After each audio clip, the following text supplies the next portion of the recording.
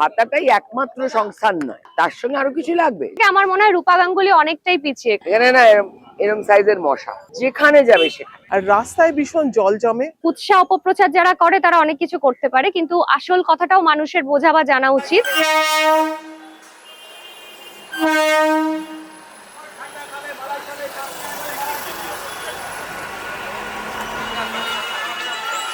সোনারপুর দক্ষিণ বিধানসভা কেন্দ্র।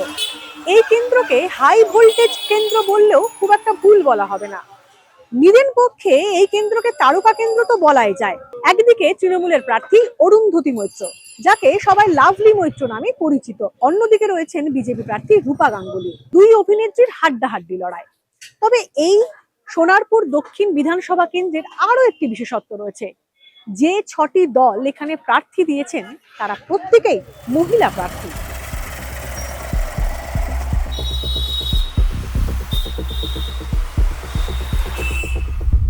সোনারপুর দক্ষিণ কেন্দ্র রাজ্যে পালাবদলের আগে মূলত বামেদেরই দখলে ছিল।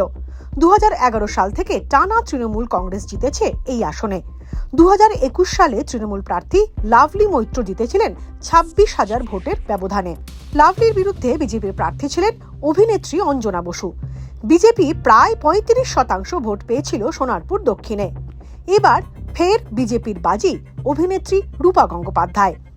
এসআইআর এর 3 দফায় নাম বাদ গিয়েছে প্রায় 36,000 ভোটারের।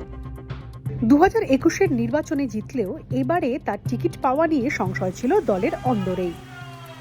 দলের গোষ্ঠী কোন্দলকে গুরুত্ব দিতে অবশ্য নারাজ বিদায়ী বিধায়ক। কিছু মিডিয়া এবং কিছু মানুষের ব্যক্তি স্বার্থে রটনা এবং জল্পনা, গোষ্ঠী দ্বন্দ্ব যদি থাকতো তাহলে প্রত্যেকটা নির্বাচনে আমরা জয়লাভ করতে পারতাম না। রাস্তাঘাট, পানীয় জল, নিকাশি ব্যবস্থা, স্বাস্থ্য পরিষেবা নিয়ে মানুষের ক্ষোভ রয়েছে। বিরোধীরাও সুর চড়িয়েছেন একই ইস্যু নিয়ে। প্রচুর অভিযোগ, মানুষের বিক্ষুব্ধ, একদম মানুষ বিক্ষুব্ধ হয়ে আছে, মানুষ খুব বিরক্ত হয়ে আছে। এখানে না এরম সাইজের মশা, যেখানে যাবে সেখানে। এত খারাপ, এখানে মানে ডেঙ্গুতেও মৃত্যু হয়, খুব খারাপ। আর যেহেতু মানে কোনো একটা সিওরেজ সিস্টেমটা পরিষ্কার ভাবে প্ল্যানিং নেই। পানীয় জলের সমস্যাটা একটা বিশাল সমস্যা। কলকাতা থেকে কিন্তু খুব বেশি দূরে নয়, কিন্তু এখানে জলটা কিনে খেতে হয়, সেটা কিন্তু একটা মেজর প্রবলেম। আর রাস্তায় ভীষণ জল জমে। ওই আড়াপাচের ওখান থেকে যে খালগুলো, সেটা সংস্করণ হয়নি।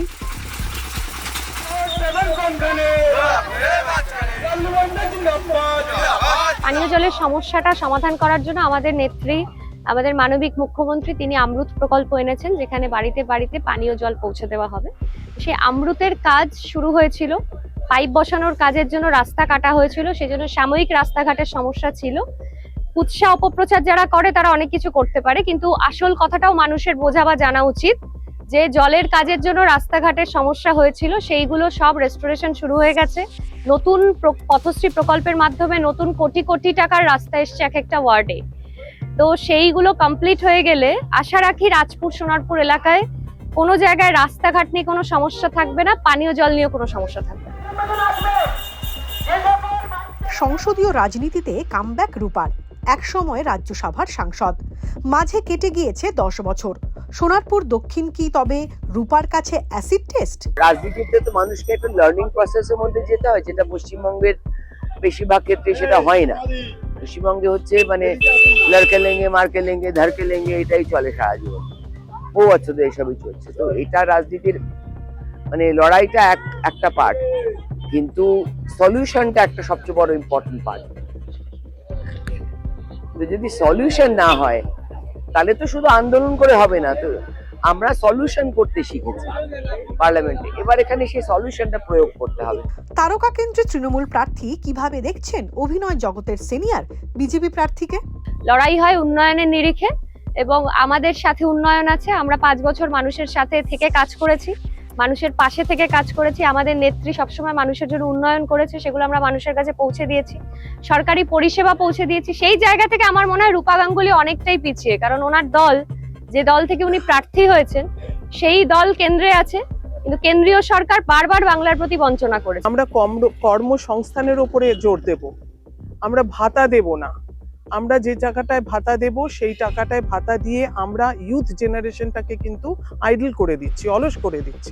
ভাতাটার পশ্চিমবঙ্গে প্রচুর মানুষের প্রয়োজন আছে, এটা প্রয়োজন আছে, কিন্তু ভাতাটাই একমাত্র সংস্থান নয়, তার সঙ্গে আরো কিছু লাগবে। যেমন আমাদের বিজেপি থেকে বলা হয়েছে, ম্যানিফেস্টোতে আছে যে ৩,০০০ টাকা অব্দি যুব সমাজরাও পাবে চাকরি পাওয়ার আগে পর্যন্ত, কারণ চাকরি দেওয়ার দায়িত্ব তাহলে সরকারের পড়ছে। যে বিরোধীরা আছে যারা কিছুদিন আগেও বলেছে যে এটা ভিক্ষা, এটা দান, তারাই আজকে আবার নকল করে বলছে যে তারা ক্ষমতায় এলে অন্নপূর্ণা ভান্ডার দেবে।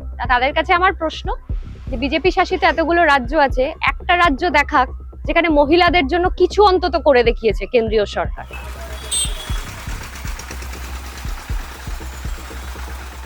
না না, সব সময় ভাঙা, সব সময় ভাঙা। এই বছর থেকে ওই সব কোপাকুপি হচ্ছে, গাড়ি যাচ্ছে, রোলার যাচ্ছে। ভোটের সময় যখন আসে সমস্যাগুলো বলি, ভোটটা হয়ে গেলে 1-2 মাস ঠিক থাকে, আবার যেরকম সেরকম। 5 বছরে কাজ হয়েছে, আবার অনেক জায়গায় বাকি আছে, তবে হচ্ছে, চোখের সামনে তো দেখতে পাচ্ছি। রাস্তাঘাটের সমস্যা যাই হোক, কিন্তু জল জীবন ছাড়া লোক বাঁচে। সব থেকে প্রথম যেটা জল, দ্বিতীয় হচ্ছে রাস্তা, তৃতীয় হচ্ছে স্বাস্থ্য পরিষেবা,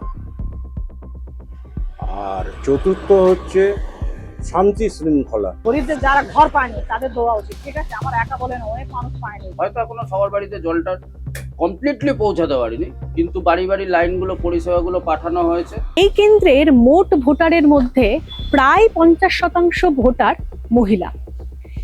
স্থানীয়রা পানীয় জল, রাস্তাঘাট, স্বাস্থ্য পরিষেবা নিয়ে অসন্তোষের কথা বলেছেন। আবার অন্যদিকে এখানে ভাতার উপকৃত মানুষও রয়েছেন। ভোটে আসলে কোনটা ফ্যাক্টর হবে, কে শেষ হাসি হাসবেন, অপেক্ষা চৌঠা মেয়ের।